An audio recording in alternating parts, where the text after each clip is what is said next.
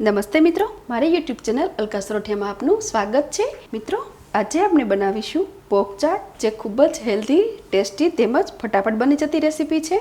તો ચાલો બનાવીએ પોંખ ચાટ। મિત્રો, મારી આ રેસીપી સારી લાગે તો લાઈક કરી આપના ગ્રુપ્સમાં શેર કરજો, તેમજ આવી અવનવી રેસીપી જોવા માટે મારી ચેનલ સબસ્ક્રાઇબ કરીને બાજુમાં આપેલ બેલ આઇકોન પ્રેસ કરી લેજો, જેથી તમને મારી નવી રેસીપીના નોટિફિકેશન મળતા રહે। પોંખની ચાટ બનાવવા માટે મેં અહીંયા અડધો કપ એટલે કે 60 ગ્રામ ઘઉંનો પોંખ લીધેલ છે। ખેતરમાં જ્યારે ઘઉંનો પાક લહેરાતો હોય અને ઘઉં જ્યારે કાચા હોય ત્યારે આ ઘઉંને શેકીને પોંખ બનાવવામાં આવે છે। આ પોંખને મેં 5 વિસલ વગાડી અને બાફી લીધેલ છે। આ પોંખને બાફવાથી પોંખ સરસ ફૂલીને સોફ્ટ થઈ જાય છે। તો તેના પર સૌપ્રથમ આપણે સ્પ્રેડ કરીશું મીઠું। આ પોંખ બાફતી વખતે મેં અહીંયા 1/4 ટીસ્પૂન મીઠું એડ કરેલ છે, જે ધ્યાનમાં રાખીને આપણે મીઠું એડ કરવાનું છે। 1/2 ટેબલ સ્પૂન લીંબુનો રસ, એક નાનકડું ટમેટું જેને મેં બારીક સમારી લીધેલ છે,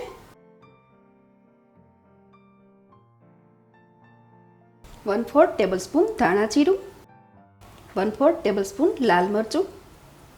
સ્વાદ મુજબ મરચું તીખું કે મોળું ચૂઝ કરી શકાય, તેમજ ક્વોન્ટિટી વધઘટ પણ કરી શકાય। ચપટી ચાટ મસાલો, જે આપણી રેસીપીને મસ્ત ચટપટી બનાવે છે। એક લીલું મરચું જેને મેં મોટા પીસીસમાં કટ કરી લીધેલ છે, નાના પીસીસમાં કટ કરેલ કાંદો, 1 ટેબલ સ્પૂન દાડમ દાણા, તેમજ 1 ટેબલ સ્પૂન બારીક સમારેલા કોથમીર।